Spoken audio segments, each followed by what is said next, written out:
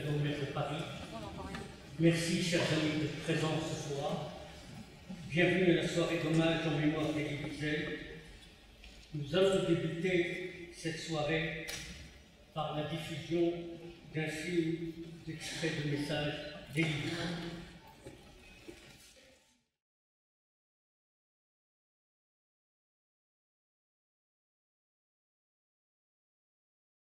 Je me dis, et Dieu là-dedans, et Dieu là-dedans. Bien sûr, je pourrais dire, et l'homme là-dedans. Bon, mais l'homme est humain, vulnérable.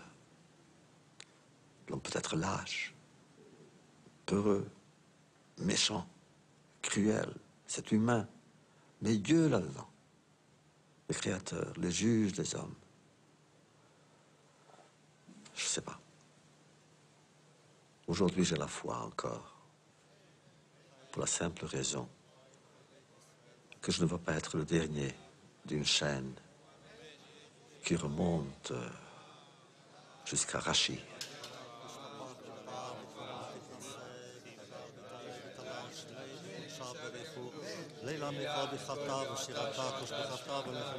Je sais que mon père est mort avec la foi. Je suis sûr que mon grand-père a récité la dernière prière qu'on récite avant la mort. Donc, je ne veux pas, pour eux, divorcer Dieu. Mais ma foi est une foi blessée. Blessée. Et cette blessure, c'est moi. Nobody would have imagined that such a crime could be conceived and implemented in a human mind. That is why, by the way, some people didn't believe it even though it happened in their lifetime, even while it happened. So therefore, wherever and whenever a project even similar or close to similar to that project that Hitler had for the Jews and some other people, we must immediately do whatever we can to stop it, to denounce it first, to disarm the perpetrators, to be, and to create a world in which their project could not come to fruition. When we say never again, what does it mean, never again? I believe firmly and profoundly that anyone who listens to a witness becomes a witness. So those who hear us, those who read us, those who learn something from us, they will continue to bear witness for us. Until now, they are doing it with us. At a certain point in time, they will do it for all of us. Elle a toujours été pour nous d'un soutien permanent. Lors de son voyage à New York, elle avait tenu à rencontrer Élie Wiesel, qui n'a pas manqué de lui exprimer ses remerciements pour son aide à l'Institut universitaire d'études d'Élie Wiesel. J'invite Madame Anne Hidalgo, maire de Paris, à prendre la parole.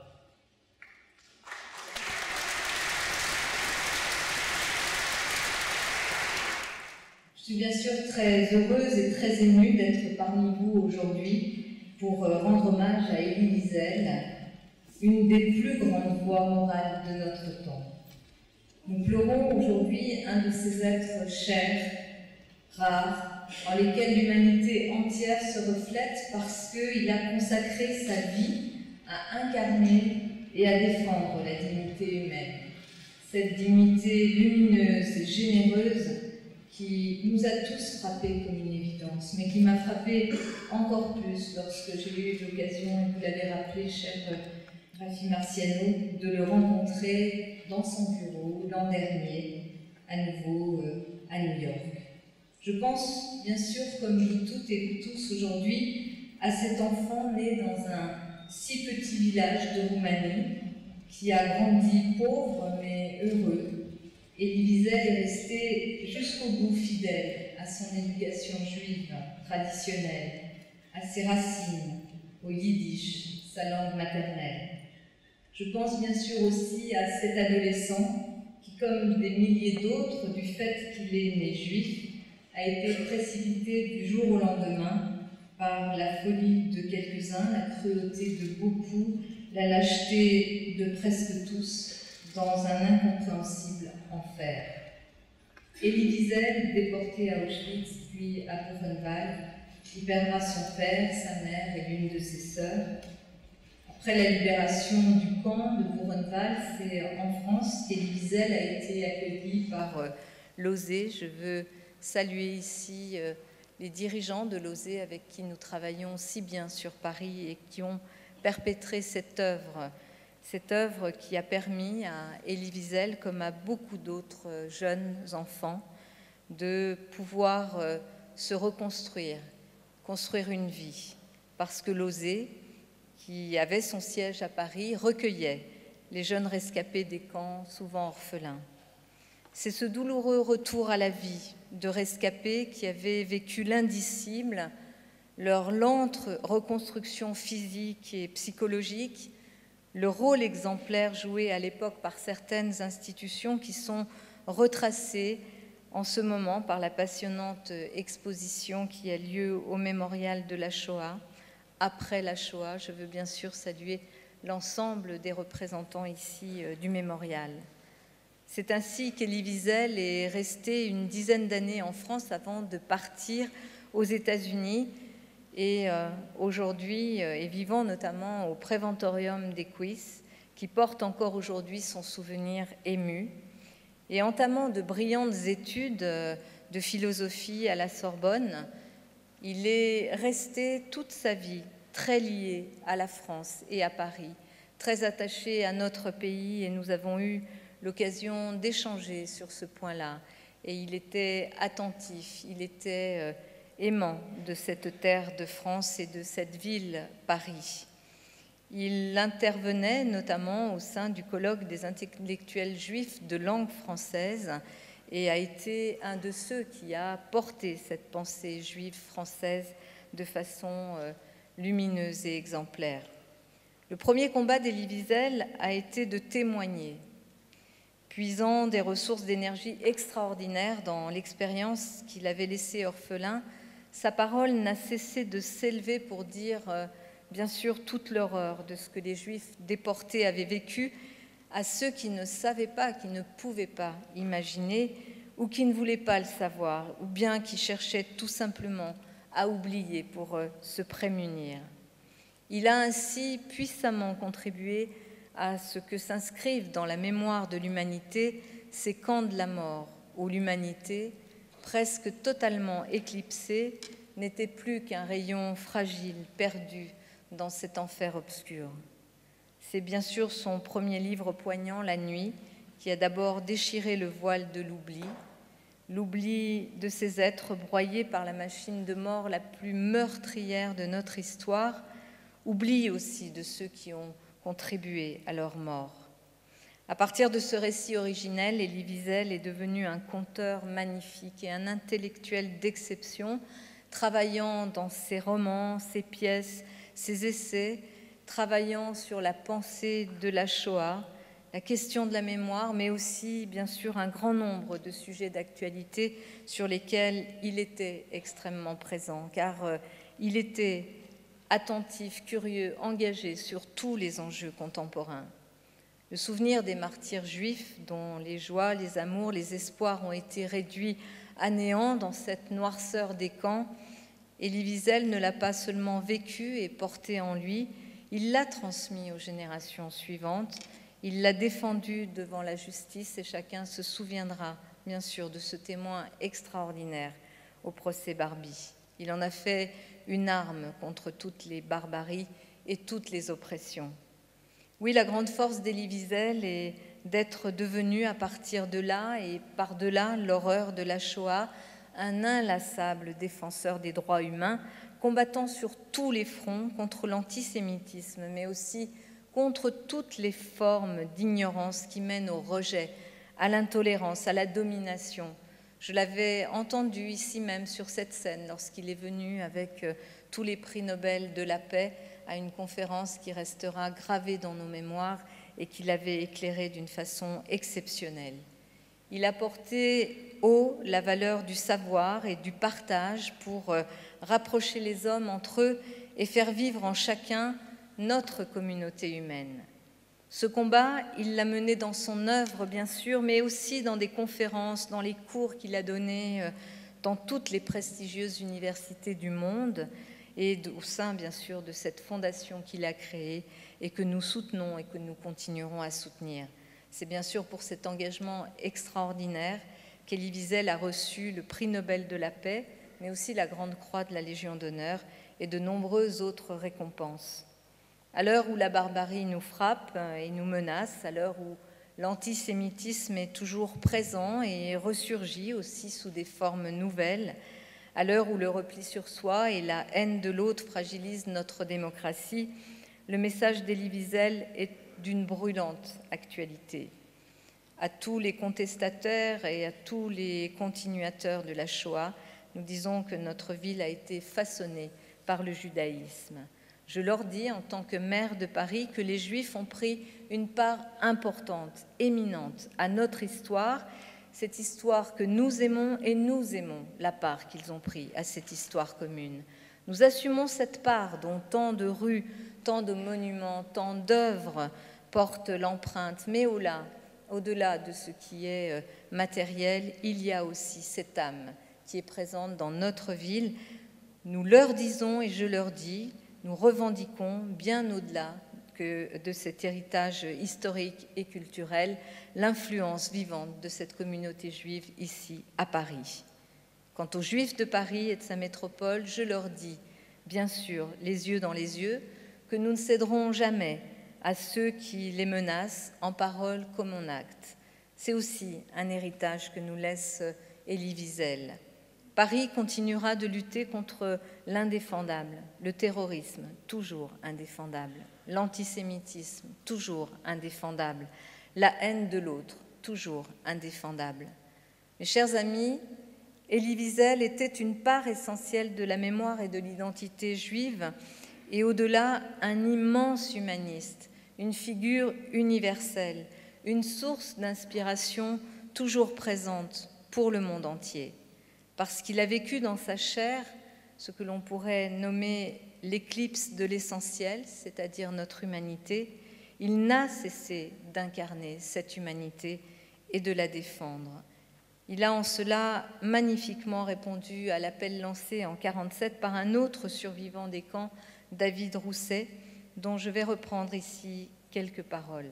« Là où vous êtes, disait-il à ses amis déportés, dans la mesure où vous prenez conscience de notre expérience, bien que vous soyez une poignée, vous pouvez être très puissant. Vous pouvez, dans une époque extrêmement grave, non seulement pour notre propre histoire, mais d'une façon plus générale pour l'histoire de toute notre civilisation, être des agents décisifs pour faire déclencher le rapport de force dans le sens de la lutte pour la libération complète de l'homme, précisément parce que vous avez été dans la plénitude du terme des esclaves. C'est ce qu'Elie Wiesel a fait en étant à la fois le témoin de cet esclavage, mais aussi de cette volonté d'extermination du peuple juif. Et le chantre de cette libération complète qu'il a été était pleinement, absolument et lumineusement un homme. Et ce faisant, il nous a dit à la face du monde ce que sont l'homme et l'humanité. Sa voix porte et nous portera, nous répétant inlassablement à quel point l'oubli aliène et tue et à quel point la mémoire libère. Merci à vous.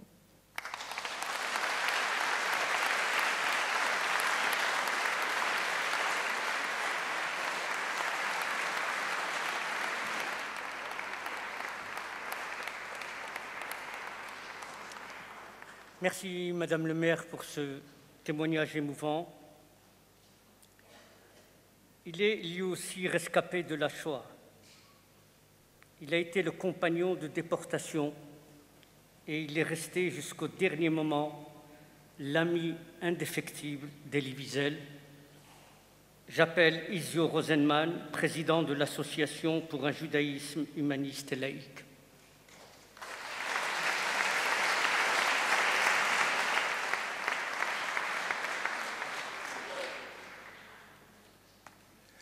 Avec la mort d'Elie Wiesel, j'ai perdu quelqu'un que j'aimais et que je respectais. Évoquer Elie Wiesel me ramène au temps qui a suivi notre libération à Buchenwald le 11 avril 1945, car nous avons été libérés ensemble, et c'est aussi ensemble que nous sommes arrivés en France dans un convoi de 430 enfants que l'on a depuis appelé les enfants de Buchenwald. Des enfants, des adolescents qui ont été accueillis en France grâce au général de Gaulle dans les maisons d'enfants de Lausée qui nous ont aidés à nous reconstruire. Notre rencontre est due à la guerre, car a priori, nous n'avions aucune chance de nous rencontrer. Lui, jeune juif hongrois de 16 ans, originaire d'une petite ville de Transylvanie, Sziget, issu d'un milieu très religieux, chassidique. Moi, enfant juif de 9 ans, originaire d'un petit shtetl polonais, d'Emblin, issu d'une famille dont la plupart des fils, mes oncles, étaient des communistes ou des révolutionnaires. Des univers si séparés, qui semblent si différents, et pourtant si profondément juifs l'un et l'autre.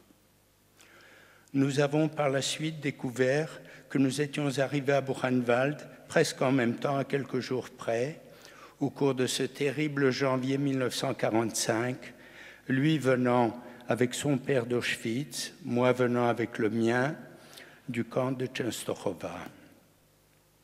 Et c'est là, à Buchenwald, qu'ils sont morts tous les deux. Ils se souvenaient s'être occupés de moi au cours de notre séjour au bloc 66, le bloc des enfants, car j'étais parmi les plus jeunes avec Loulek et David, encore plus jeunes que moi.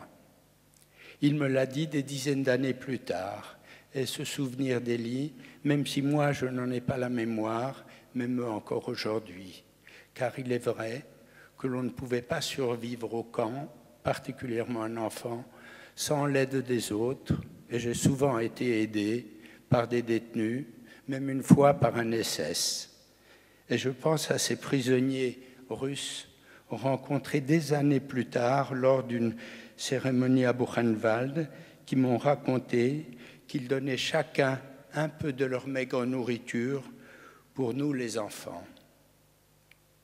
Je voudrais évoquer des moments de douceur, de partage vécus dans la maison d'enfants de Lausée, chez nous, à Versailles.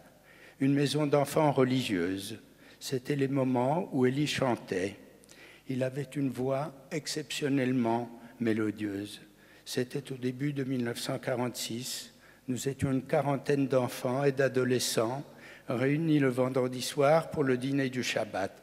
L'Aizer, on l'appelait alors ainsi, comme chez lui à Sziget, se mettait à chanter des chants chassidiques pour l'entrée du Shabbat. Nous étions comme apaisés et transportés ailleurs, dans d'autres mondes. Lui, sans doute, était transporté chez lui à Sziget. Des dizaines d'années plus tard, il avait conservé cette voix mélodieuse et j'étais toujours ému de la reconnaître quand il me téléphonait pour me souhaiter Shana Tova ou de joyeuses fêtes de Pessah. Je dois dire que j'étais aussi ému de la simplicité et de la fidélité de son affection, malgré les années, la différence des mondes où nous vivions, car lui vivait parmi les grands de ce monde. Je suis un juif de gauche, laïque, athée, et lui était un juif religieux et pratiquant.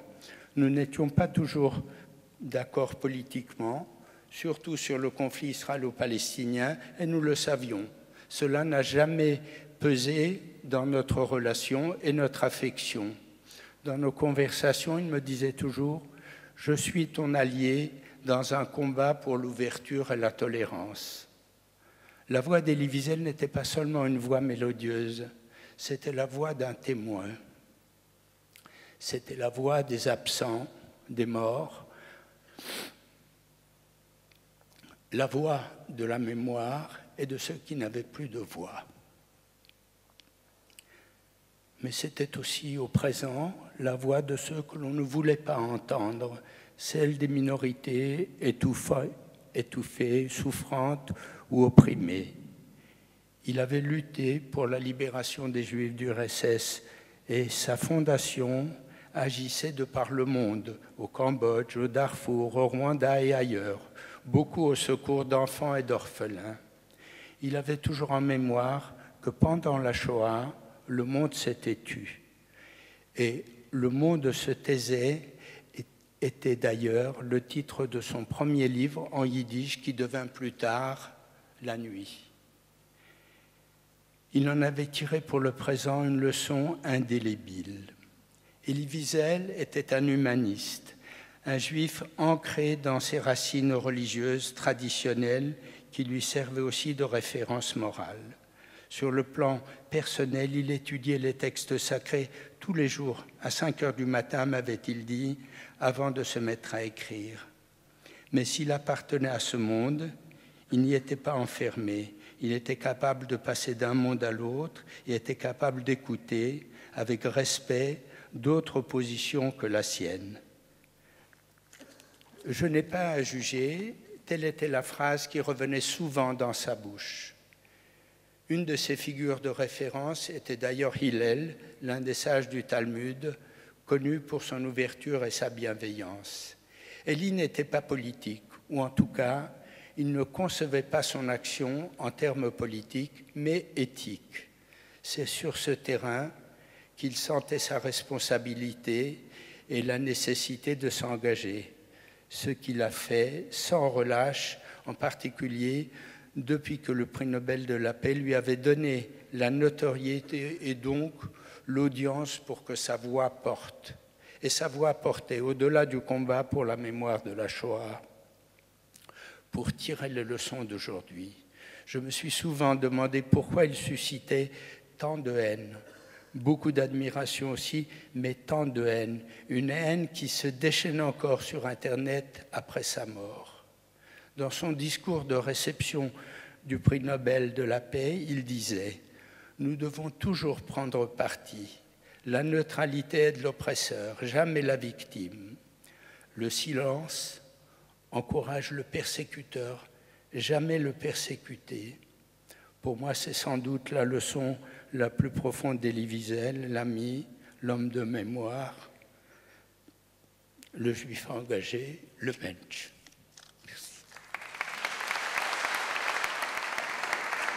Merci, Isio Rosenman. L'Institut universitaire d'études juives qu'Elie Wiesel a porté depuis sa création et qu'il a associé à chacune des grandes causes dans lesquelles il était engagé. J'appelle Edmond Elalouf, président de l'Institut universitaire d'études juives Elie Wiesel.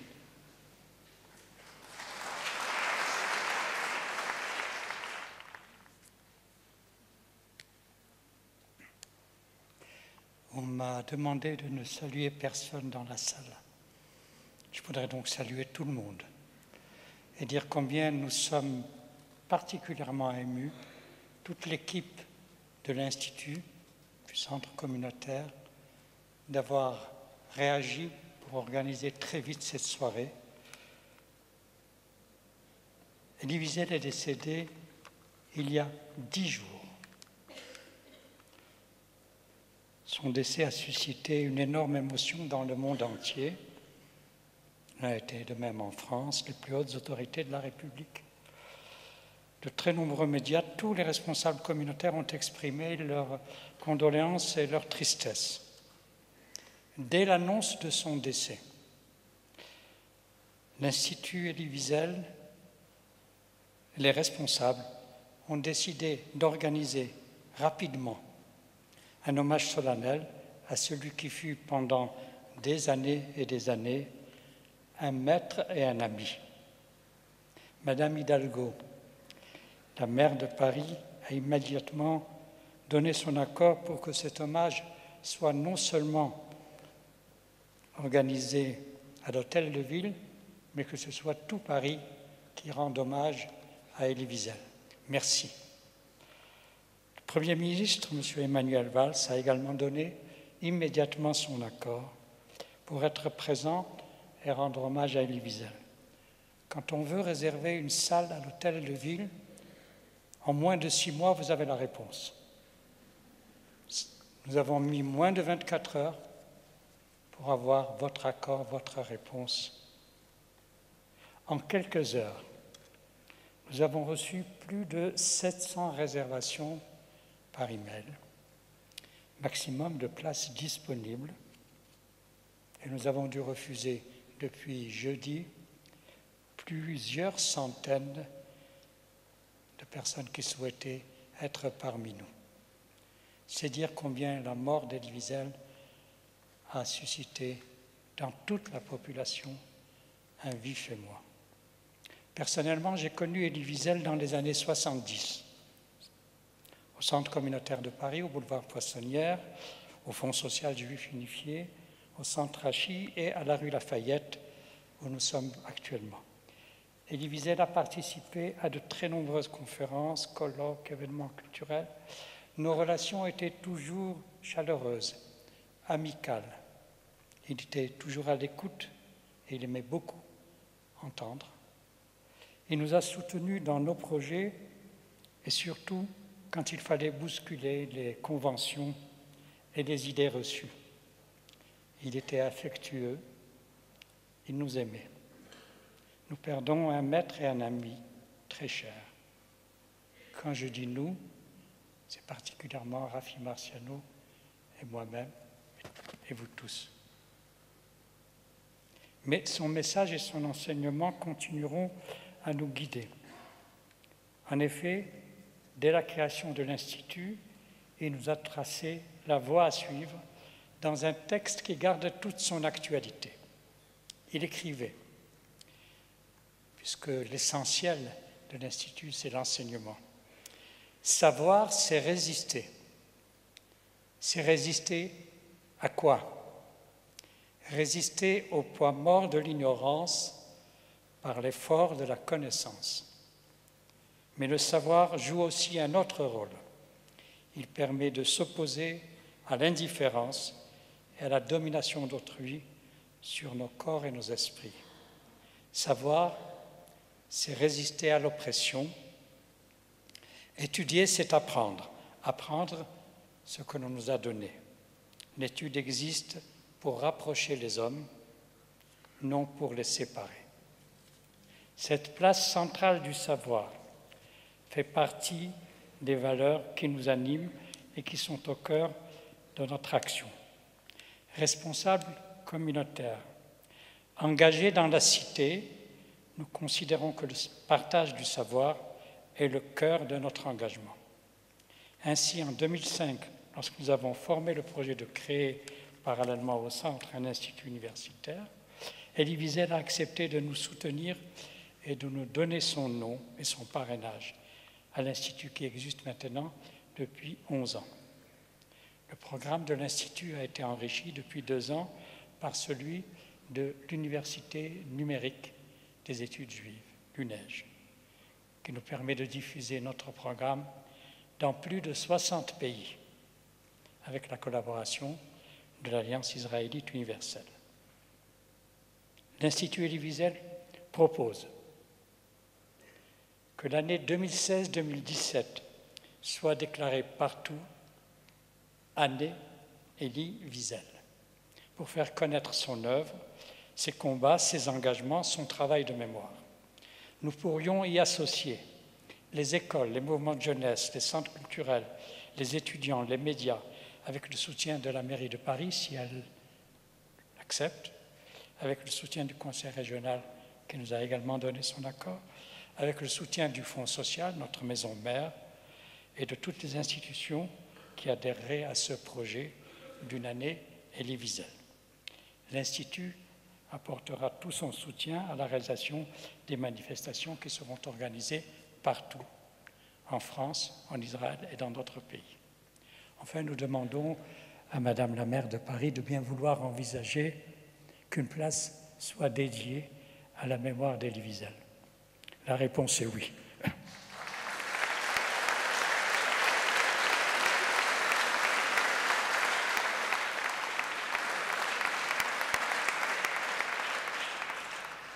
Je voudrais terminer en remerciant ce que va faire tout à l'heure Rafi Marciano, mais c'est bien de remercier au milieu. Je voudrais remercier tous ceux qui se sont associés à l'organisation de cet événement exceptionnel. Tout le personnel de l'hôtel Le Ville, les services de sécurité, les équipes du centre communautaire et de l'Institut Elie Wiesel, qui depuis une semaine, n'ont rien fait d'autre que s'occuper de cet événement. Regretter de n'avoir pu accueillir des centaines d'amis qui n'ont pu être parmi nous, qu'ils veuillent bien nous excuser, transmettez-le-leur. Enfin, je voudrais vous donner rendez-vous pour d'autres événements en hommage à Elie Wiesel qui seront organisés tout au long de l'année qui vient partout. Merci.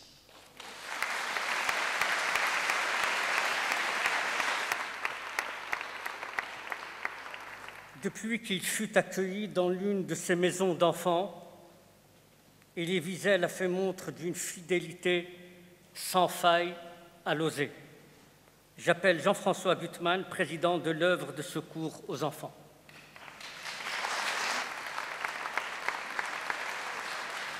Monsieur le Premier ministre, Madame le maire de Paris, chers amis, Madame le maire de Paris, je voulais vous remercier pour les paroles tout à fait chaleureuses que vous avez prononcées à l'égard de l'association que j'ai l'honneur de présider, puisqu'au-delà de la personnalité d'Elie Wiesel, vous évoquez la collaboration quotidienne que nous avons avec vos services, avec votre municipalité. L'Oser, c'est une œuvre dont on a fêté il y a 4 ans ici le centenaire. 100 ans, 104 ans maintenant, née en 1912 à Saint-Pétersbourg par l'initiative de médecins juifs russes. Elle développe dès le début un réseau de centres de soins, de maisons, de gouttes de lait, rapidement interdit d'exercice à la suite de la révolution bolchevique. Elle émigre une première fois à l'ouest à Berlin en 1933 et une seconde fois en 1934 en s'installant à Paris. Elle a été de tous les combats de la guerre, elle a été la principale œuvre de sauvetage des enfants juifs en France.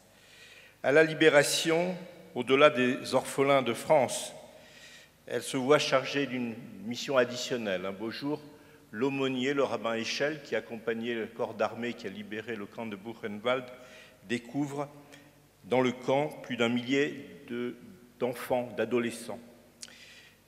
Tous les déportés politiques qui avaient séjourné à Buchenwald étaient déjà rentrés dans leur pays. Ces enfants ne voulaient pas rentrer dans leur pays. Ils savaient que le sort qui risquait d'y avoir. L'aumônier prend contact avec l'Oser, et l'Oser, à partir de ce moment-là, fait ce qu'on appellerait aujourd'hui une campagne de lobbying, jusqu'auprès du général de Gaulle, à travers sa nièce, Geneviève Antoniose de Gaulle. Et c'est ainsi que la République française s'honore d'offrir le droit d'asile à 500 jeunes que rien ne prédestinait à venir en France. Ils étaient des villages de Pologne, de Roumanie, de Hongrie, de Tchécoslovaquie. En juin 1945, ainsi arrive, comme l'a évoqué tout à l'heure Igio, un train avec 426 enfants à bord qui arrive directement auprès d'un préventorium dans l'Eure à Écouis, chargé d'organiser une mise en quarantaine.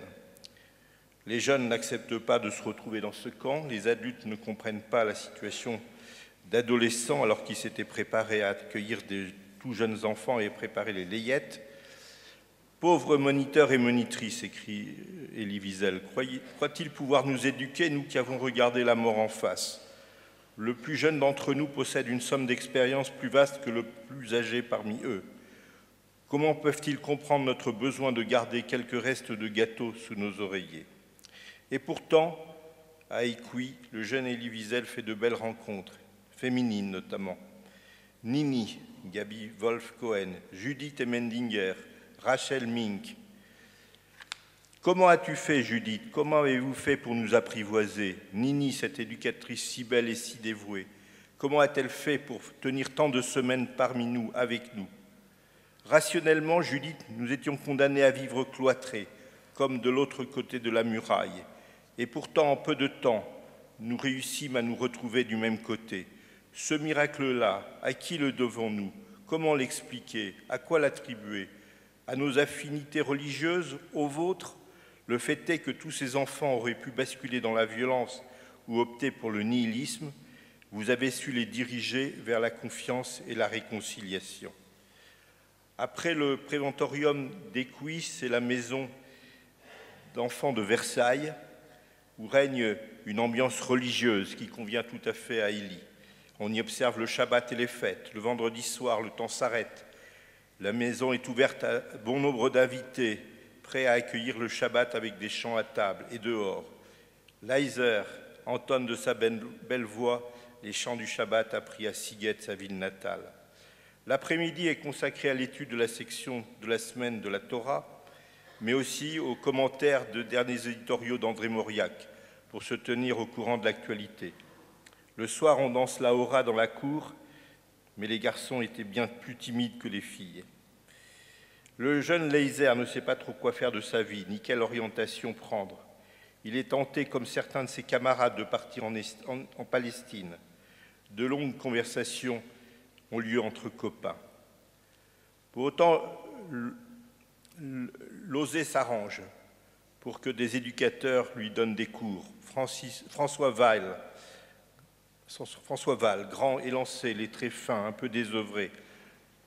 Il jouera un rôle majeur dans ma vie, dit-il. Excellent professeur, intuitif autant qu'érudit, doté d'une imagination effervescente, il m'initie à ce que les enseignants français aiment le plus, l'explication de texte. On a là une des clés du pourquoi il a utilisé le français dès ses premiers écrits, à l'exception de La Nuit, écrite en yiddish. Le français est sa langue de renaissance, et c'est ainsi que même devenu professeur des universités aux États-Unis, il restera toute sa vie un auteur de langue française. Il y a une autre rencontre qui structure sa pensée, c'est celle d'un maître talmudique, Chouchani, un mystérieux personnage totalement insaisissable qui fut également le maître d'Emmanuel Lévinas. La dernière étape de sa vie oséenne, c'est la maison d'enfants de Versailles, dans un lieu prestigieux, au 63 avenue de Paris, un pavillon où naquit le roi Louis XVIII. Il en subsistait quelques pièces d'époque. Les jeunes bourgeoisiers destinés à reprendre leur scolarité arrivent là, ils sont mélangés aux autres. Rapidement, un éducateur, Beau Cône, le pousse à couper le cordon ombilical, à aller en ville, à Paris, et le couple Beau et Margot Cône seront ses tuteurs jusqu'à sa décision de partir, de s'engager dans la profession journalistique et de devenir correspondant d'un journal de langue yiddish en Israël. Voilà de 1945 à 1947 le parcours oséen d'Élie. Pour autant, ensuite, toute sa vie, les camaraderies qu'évoquait Isio ont été structurants. Jusqu'il y a 8 ans, les relations d'Élie avec l'institution étaient devenues un peu distanciées. C'est en décidant de commémorer conjointement l'Institut Elie Wiesel et l'Osé son 80e anniversaire qu'Élie est revenu vers nous avec beaucoup d'amusement. Il écrit « Il y a une lettre que j'ai retrouvée dans mes archives. C'est la réponse du recteur de l'Université de Paris à une étudiante qui propose de faire son doctorat sur mon œuvre. Mademoiselle, votre projet est très intéressant, mais malheureusement, Elie Wiesel est encore en vie. Je me sens, dit-il, aujourd'hui dans la même situation. Mais l'Osé doit être très puissante parce qu'elle donne mon nom à la maison d'enfants de Taverny et se propose d'organiser un colloque en Sorbonne. Alors ces 48 heures où on a célébré son 80e anniversaire restent pour moi un moment de bonheur absolu, un bonheur pur, cristallin, un bonheur de rencontre avec l'écrivain, le poète, le pasteur de mémoire, qui a su traduire en mots simples la noirceur de la catastrophe, mais aussi la beauté de la vie. Et cette vie, elle renaît à Taverny, à l'Osé, par l'Osé. Son message de gratitude à l'égard de la France et de notre association est un superbe hymne à la vie, mais aussi un merveilleux encouragement à poursuivre le travail entrepris dans le projet qu'on s'est choisi. Alors, Madame le maire, vous soulignez la qualité du travail conduit par l'Osé. Sachez que cette qualité, elle est liée largement au fait que nous sommes juchés sur les épaules de géants. Merci, Madame.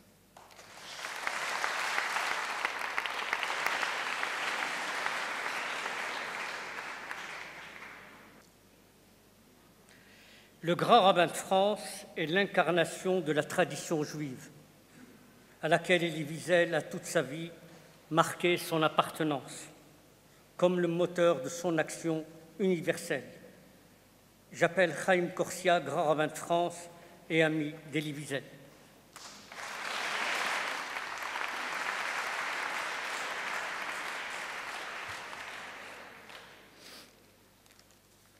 Ami, je ne sais pas, mais peut-être mieux, on a chanté ensemble. Et chanter, c'est peut-être la seule chose qui manque dans cette magnifique après-midi. Et on aurait pu peut-être, pendant la minute de silence, chanter, parce que je crois que s'il y a une chose contre laquelle Elie Wiesel a combattu, c'était toujours le silence. Parce que, comme l'aurait dit Yves Simon, qui est un grand poète contemporain, pas mort, le silence est toujours complice ou trompeur. Et toute sa vie, je crois, il l'a dédié, Elie Wiesel l'a dédié au fait de lutter contre le silence. Et rendre hommage aujourd'hui en cette mairie, en présence du Premier ministre, des maires de Paris, de députés, de personnalités, de Parisiens, de Parisiennes, de citoyens, de citoyennes, de personnes qui savent ce qu'ils doivent à Elie Wiesel, c'est rendre hommage à son courage qui nous a, à sa manière, tous inspirés, rendre hommage à l'engagement de sa vie pour mettre des mots sur l'innommable, sur ce qui était indescriptible, même indicible. Et c'est aujourd'hui une forme de pieux devoir citoyen. Dans la nuit, il a témoigné de la cruauté des camps, la faim, le froid, la torture, mais aussi l'obstination absolue à ne jamais perdre sa dignité d'homme. Et il raconte cette nuit qu'il n'oubliera jamais, il raconte le silence, justement, les volutes de fumée, l'obscurité qui recouvre le monde, car elle a déjà recouvert le cœur des hommes. Et la Bible nous apprend que lorsque la plaie de l'obscurité s'est abattue sur l'Égypte, la 9e plaie d'Égypte, un commentaire dit « ce n'était pas une forme de nuit qui tombait sur le monde, c'était simplement que les hommes fermaient les yeux sur la souffrance du monde. Et il n'y a pas de pire obscurité que celle qu'on obtient en fermant les yeux. » C'est exactement ce que dit Chanteclair dans le roman de Renard. « Maudits soient les yeux fermés ». Et c'est peut-être de cela qu'Elie Wiesel a tiré une forme d'obligation de vigilance, un devoir non pas simplement de mémoire, mais d'attention à tous les signaux faibles de la société, comme un écho au verset du prophète Isaïe, « Veilleur, où en est la nuit ?» Et il était pour nous ce veilleur dont on attendait la parole. Il avait fait de sa vie un combat pour transmettre ses souvenirs, et peut-être plus encore, afin que personne ne sombre dans l'indifférence envers toutes les souffrances, envers qui que ce soit. Parler d'Elie Wiesel sans parler de Talmud, c'est d'une certaine manière le trahir. Et je voudrais citer un enseignement étonnant que j'ai retrouvé dans les paroles de Isio tout à l'heure. Elie Wiesel, le Talmud nous enseigne qu'un juge ne doit pas être trop ancien, trop âgé, parce que quand on est âgé, on oublie la difficulté que c'est d'élever des enfants. Peut-être que lui, s'il n'a jamais voulu juger le monde, c'est qu'il avait cette capacité incroyable d'écouter et de jauger le monde comme s'il était toujours à la recherche, à la découverte de ce monde. En fait, de façon tragique, c'est un peu comme, et il l'a dit dans un de ses ouvrages, c'est un peu comme s'il était mort à 16 ans, comme si sa vie était bloquée à cet âge de 16 ans. Il était toujours jeune et donc toujours dans la recherche d'expériences et de rencontres. J'ai eu le bonheur d'échanger et de chanter avec lui à Reims, parce qu'il était venu à l'école de commerce pour une conférence, et ça l'avait surpris que je puisse chanter les mêmes chants de Shabbat que ceux qu'il pouvait apprendre, chanter chez lui, à sa yeshiva, à son foyer, simplement parce que quelqu'un qui était comme mon père, Emmerich Deutsch, me les avait enseignés, et c'est ce que je chante encore à mes enfants aujourd'hui. Dire ce que nous lui devons, c'est d'une certaine manière le rendre toujours présent à nos questions, à nos doutes et à nos espérances. On doit garder de lui le souvenir d'un homme simple, émouvant, grand cœur, ainsi que des formules dont lui seul avait le secret. Celle que je conserve pieusement, c'est « le contraire de l'amour n'est pas la haine, c'est l'indifférence ». Je cite très souvent cette phrase parce que je crois qu'elle décrit de la manière la plus tragique qui soit une grande tendance de notre société, une tendance de chacun et chacune d'entre nous. Et cette phrase, comme d'autres, nous oblige au quotidien. Son histoire nous a bouleversés, son courage, sa simplicité, aujourd'hui, nous oblige car nous sommes tous un peu ses enfants.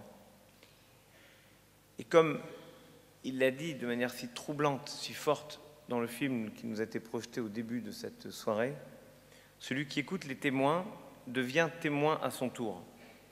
Il nous faut donc poursuivre inlassablement et aussi humblement que lui son œuvre et raconter toujours et encore la Shoah. À ceux qui prétendent qu'on en parle trop, c'est que chaque fois qu'on nous dit « vous en parlez trop », c'est qu'on n'en parle pas assez. Parce que nous tous qui l'avons écouté, admiré, estimé, nous sommes dorénavant collectivement ses témoins, les garants de la poursuite de son combat. Puissions-nous être dignes de son témoignage, puissions-nous être dignes de prendre le relais et de transmettre à notre tour.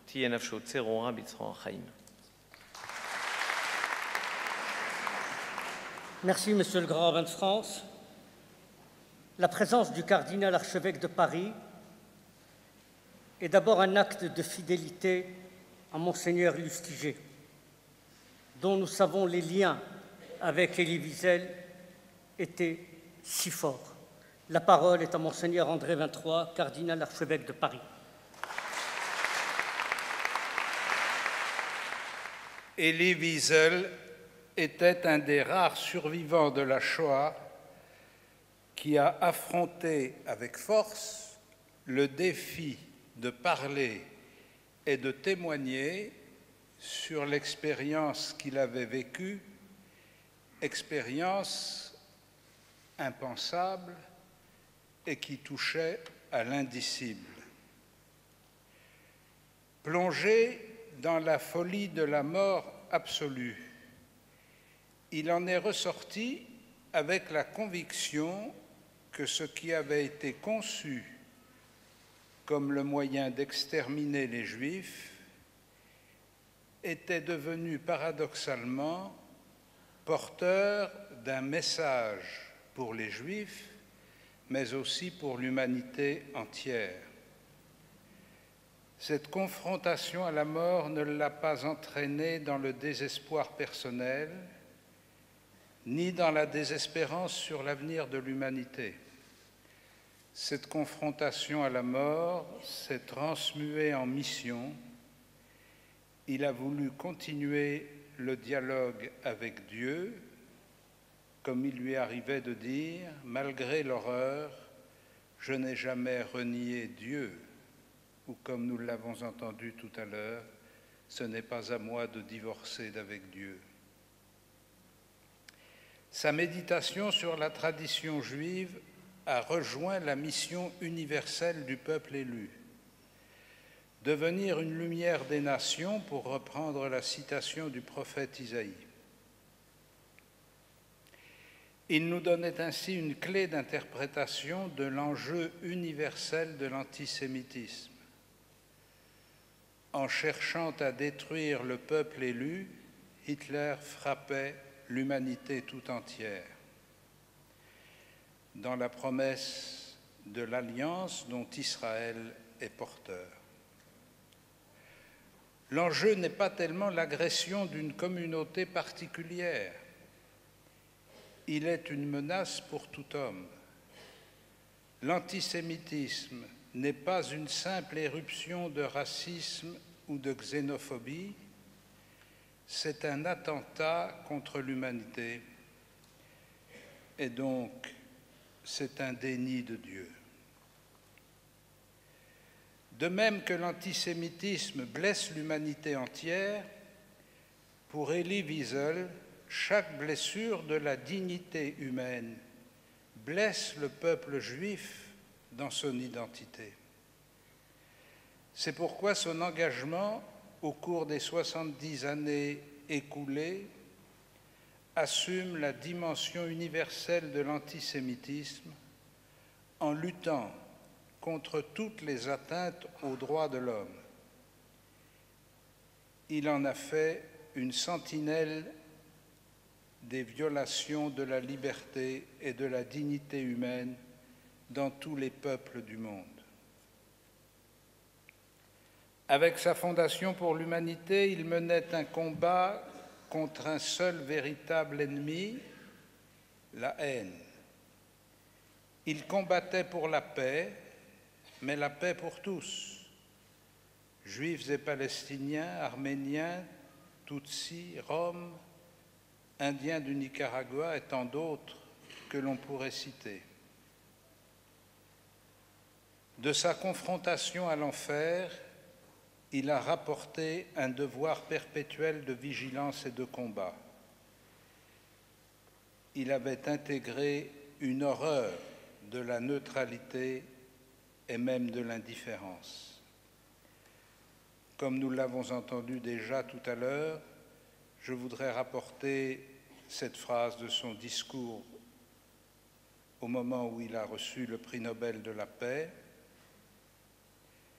phrase qui devrait éclairer bien des comportements ambigus. Nous devons toujours prendre parti. La neutralité aide l'oppresseur, jamais la victime. Le silence encourage le persécuteur, jamais le persécuté. Je vous remercie.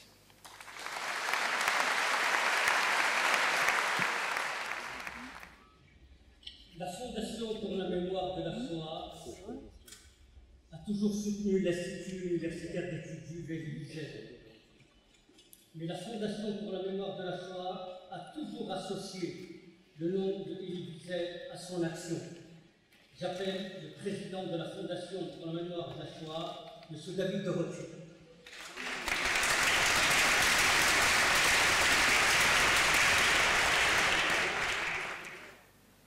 C'est un privilège et une émotion pour moi que d'être associé à l'hommage que nous rendons ce soir à Elie Wiesel, et je vous remercie vivement de m'en avoir donné l'occasion. Revenu des enfers d'Auschwitz et de Buchenwald, Elie Wiesel était, comme il vient d'être rappelé, l'une des plus grandes voix de la mémoire de la Shoah, à l'instar de Primo Levi et d'Imre Kertész. Avec son chef-d'œuvre La Nuit, Elie Wiesel nous a livré un témoignage d'une force rare. Son récit, il l'a écrit par devoir envers les victimes et, comme il le disait souvent, pour ne pas les laisser périr une seconde fois dans l'oubli. Il l'a aussi écrit pour garder à vif une blessure que l'humanité s'est infligée à elle-même. Cette blessure, c'est la Shoah, c'est Auschwitz. Un monde de terreur et de désolation où tout est renversé, où la mort est la norme de la vie, où la mort est la norme et la vie l'exception, où des hommes piétinent d'autres hommes en cherchant à détruire l'humanité même de leurs victimes. Elie Wiesel s'attacha donc à raconter cette histoire, à la transmettre et à défendre cette vérité face aux négationnistes, qui d'ailleurs ne l'épargnèrent pas dans leurs attaques ignobles. Il œuvra pour la création du Musée mémorial de l'Holocauste à Washington, une institution de référence en matière de recherche et d'éducation, une institution qui est aussi un lanceur d'alerte pour prévenir les crimes de masse. C'est également grâce à l'action d'Elie Wiesel que la Roumanie, son pays natal, a reconnu le rôle qu'elle a joué dans la Shoah. Elie Wiesel fut enfin et surtout un extraordinaire passeur pour ses milliers d'étudiants et ses millions de lecteurs. Fidèle à la culture de ses ancêtres, il est resté profondément attaché au judaïsme et à l'étude de la Bible, du Talmud et de la Kabbale. Il était le porte-parole d'un monde en grande partie disparu, celui des Juifs d'Europe centrale et orientale, le porte-parole d'une culture que les nazis ont voulu éradiquer en même temps qu'ils exterminaient le peuple juif afin qu'il ne reste plus rien de la présence des Juifs dans la mémoire du monde. La langue yiddish, le souffle des Juifs chassidiques et la culture ashkénaze n'ont jamais quitté Elie Wiesel. Ils ont imprégné sa vie et son œuvre. Les faire vivre aujourd'hui, c'est faire œuvre de mémoire au sens le plus noble, c'est infliger aux nazis la plus grande des défaites. On l'aura compris, la mémoire qu'Elie Wiesel portait, celle qu'il défendait, était l'opposé d'un ressassement stérile et vide de sens. Elle était comme lui, vive et vivante. Il rejoignit en cela Simone Veil, une autre grande figure, à qui j'ai eu l'honneur de succéder à la présidence de la Fondation pour la mémoire de la Shoah. Comme elle, il a fait de sa vie un combat pour défendre la dignité humaine et lutter contre le cancer de l'indifférence. Suivant leurs exemples, nous avons aujourd'hui, plutôt qu'un devoir de mémoire, un devoir de lucidité, une responsabilité qui prend appui sur leurs témoignages et sur la connaissance historique. L'histoire de la Shoah interpelle notre conscience et nous révèle la part la plus sombre de la nature humaine.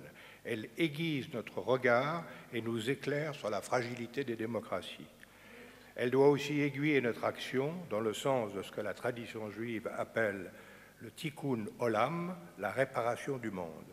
Au nom de la fidélité que l'on doit aux morts, au nom de notre responsabilité vis-à-vis des générations futures, au nom de notre commune humanité, puissions-nous trouver la force d'être aujourd'hui, chacun à notre niveau, les gardiens de nos frères et d'œuvrer comme le fit Elie Wiesel en ambassadeur de paix. Je vous remercie.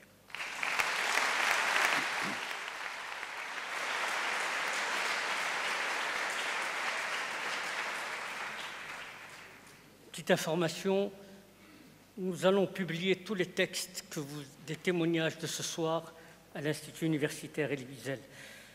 Je voudrais, en guise de remerciement et de notre gratitude, je voudrais appeler ici à mes côtés Clémentine Hetzler et David Régnier, l'équipe de l'Hôtel des Villes qui nous ont aidés à préparer cette soirée avec le cabinet du Premier ministre. Voilà, je voudrais qu'on les applaudisse. Clémentine et David Régnier. Merci à vous. Merci. Et toute notre gratitude.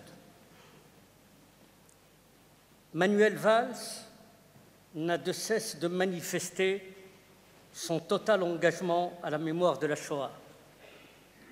Il témoigne de son lien à Elie Wiesel par le soutien qu'il apporte en permanence à l'Institut universitaire Elie Wiesel. La parole est à M. Manuel Valls, Premier ministre.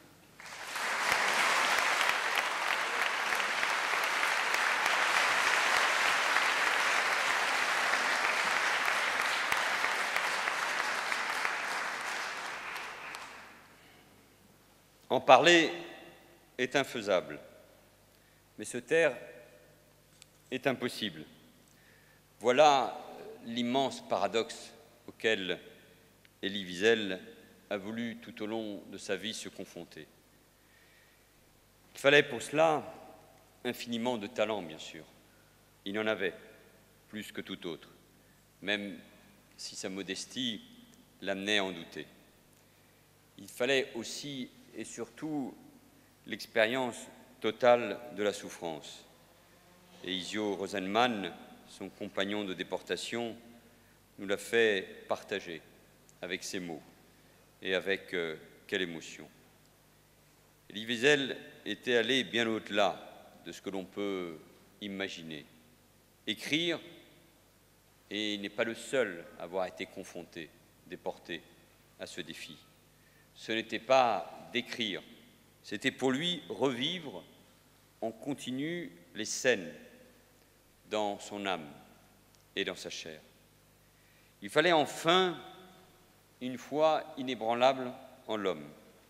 Il était de toutes les causes et de tous les combats.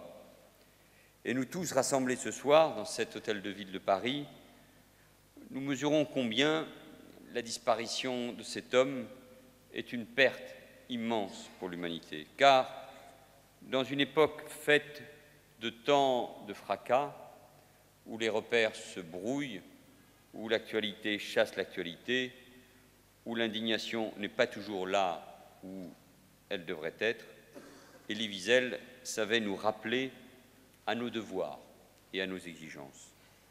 Les paradoxes, donc, qui marquent la vie et l'œuvre d'Elie Wiesel ne s'arrêtent pas à cette confrontation entre l'impossible et l'infaisable. Elie Wiesel pensait en yiddish, la langue de ses ancêtres. Elie Wiesel pensait en yiddish, priait en hébreu, la langue des textes sacrés qu'il aimait étudier. Il était devenu citoyen américain, plus précisément new-yorkais, mais il écrivait en français, cette langue qu'il avait apprise, cela nous a été rappelé il y a un instant, à son arrivée en France, à la sortie des camps. C'est d'abord en français que le monde s'est immiscé dans l'horreur, dans les moindres détails insoutenables. En français, comme le fit également Georges Semprin dans L'écriture ou la vie, où il parle lui aussi, bien des années plus tard, de l'enfer de Buchenwald, de ces corps rendus à l'état de squelette, de cette dignité en permanence violée, de cette voracité insatiable de l'animal humain, animal qui, dans des usines à donner la mort, s'est employé à une tâche ignoble, détruire et effacer ses semblables. Le français fut pour Elie Wiesel le synonyme de la liberté, et pour nous tous donc de la libération de la parole. Cette parole de vérité de l'écrivain répondit alors au silence si pesant qui s'était installé, celui d'abord de la pudeur des victimes, celui aussi de la mauvaise conscience de ceux qui n'avaient pas bougé, pas même le petit doigt, ou au contraire furent des complices en parfaite connaissance de cause. Autre paradoxe, Elie Wiesel a mis la Shoah, la destruction des Juifs, au cœur de son œuvre. Elle est partout présente, et pourtant, il parle aussi de tous les autres maux du monde, de tous ces naufrages. Elie Wiesel était une bonne conscience, un mensch, comme on dit en yiddish, un homme intègre, un homme d'honneur, attaché à l'honneur de l'homme. Les camps de la mort lui ont tout pris, tout sauf un inépuisable sentiment de révolte contre la justice, l'indifférence, la lâcheté. Parce qu'il savait mieux que quiconque, il n'hésitait jamais à interpeller. Le 10 décembre 1986, à Oslo, recevant le prix Nobel de la paix, il déclarait donc, et cette phrase nous hante aujourd'hui, « Nous devons toujours prendre parti, la neutralité sert l'oppresseur, jamais la victime. Le silence conforte celui qui torture, pas celui qui est torturé. Parfois, nous devons intervenir. » Écrivain, poète, conteur, il assuma ce rôle de l'intellectuel engagé, non pas engagé par profession, comme c'est trop souvent le cas, mais engagé par obligation, mettant sa notoriété, son histoire personnelle au service de l'histoire en train de se faire sous nos yeux. Lui qui n'avait pas appris à haïr, était en permanence mobilisé pour le temps présent, pour cicatriser les blessures de la guerre, les cicatriser et surtout agir pour éviter qu'elles ne se forment. Dernier paradoxe, le plus intime, le plus destructeur et paradoxalement aussi le plus fondateur, être un fils et devoir laisser mourir le père. C'est ce que nous raconte la nuit, cette impuissance face à la souffrance de celui qui nous a donné la vie et qui on est en train de la prendre. Ne pas entendre gémir, ne pas répondre à l'insistance de l'homme apeuré, laisser les coups de crosse s'abattre sur le visage que l'on a chéri, qui a été ce visage qui nous a tout appris. Être là et paradoxalement ne pas y être. Je crois qu'Elie Wiesel était fait de tous ces paradoxes. Et le génie, son génie, c'est justement de savoir les dépasser, les réconcilier, au point de recréer une unité, au point de faire que les paradoxes deviennent un accord. La tâche qui est la nôtre à présent, c'est d'être en accord avec Elie Wiesel, c'est de poursuivre ces combats. Et la tâche, chacun l'a bien compris, est de taille. Il y a bien sûr la guerre, les crimes commis au Moyen-Orient, en Syrie ou en Irak, par cette idéologie du chaos qui étend son emprise au cœur même de nos sociétés. Elle tranche les têtes, abat de sang-froid, veut s'accaparer l'humanité. Nous lui opposons et lui opposerons toute notre force, celle de l'humanité. Il y a les persécutions qui subissent des peuples en raison de leur appartenance religieuse. C'est pourquoi nous, la France, avec cette responsabilité particulière qui est la nôtre, nous devons être aux côtés des chrétiens d'Orient, qui sont aussi la cible des mouvements djihadistes. Il y a les guerres, les persécutions, il y a aussi ce mal insidieux de la haine, du racisme et de l'antisémitisme. Ils sont dans les mots et dans les actes. Ils se répandent à la vitesse des réseaux sociaux. Nos sociétés de l'information sont aussi celles de la désinformation, de l'embrigadement virtuel, du conspirationnisme, de la théorie du complot. Elie Wiesel a été victime de cette infamie il y a quelques années. On a dit qu'il mentait, que cette fable qu'il nous racontait sur la Shoah n'avait jamais existé. Il a été victime de cette obsession qui reste en réalité toujours la même. Contester la Shoah pour s'en prendre aux Juifs, à tous les Juifs. Contester la Shoah pour contester aussi la légitimité de l'État d'Israël. Nous ne devons à aucun moment baisser la garde. Nous ne devons à aucun moment laisser entendre qu'il est possible de nier le sacrifice de millions de Juifs, hommes, femmes et enfants. C'est pourquoi nous nous battons, et je me suis battu de toutes mes forces, et je continuerai de me battre, comme vous tous, contre tous ces idéologues de la haine, même déguisés en comiques, en écrivains ou en historiens. Il faut combattre, il faut condamner, il faut aussi convaincre. C'est pour cela que nos lieux de mémoire sont tellement importants, grâce à votre soutien, grâce au travail de la Fondation pour la mémoire de la Shoah, grâce au ministère de l'Éducation nationale ou de la délégation à la lutte contre le racisme et l'antisémitisme, ces lieux de mémoire s'enrichissent. Rivesaltes, Les Milles, Drancy, Isieux, Paris. Il y a maintenant en France un réseau qui permet de faire venir la jeunesse, d'abord elle, au contact de la réalité de l'histoire et de l'histoire tragique.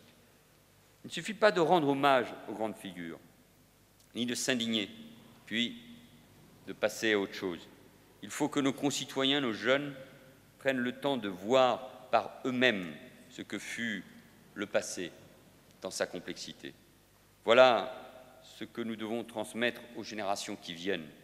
C'est le seul moyen de priver les bourreaux d'une victoire posthume, l'oubli. Mesdames, Messieurs, il y a quelques semaines de cela, comme Premier ministre de la France, je me suis rendu à Jérusalem, à Yad Vashem. Traversant les salles, me recueillant devant le mémorial des enfants, j'avais en tête les pages d'Elie Wiesel, et je me souvenais clairement de ces mots de fin. Du fond du miroir, un cadavre me contemplait. Ce cadavre, c'était celui de l'auteur. Ce cadavre, c'était aussi celui du monde d'hier, qui mourait de n'avoir pas su empêcher la barbarie. Notre obsession, ce doit être de ne jamais avoir ce miroir face à nous, de toujours pouvoir nous regarder en face. C'est cela, rendre hommage à Elie Wiesel. Cela, faire vivre son engagement, et cela, être fidèle à sa mémoire. C'est sans aucun doute cela, l'immense responsabilité de notre génération. Je vous remercie.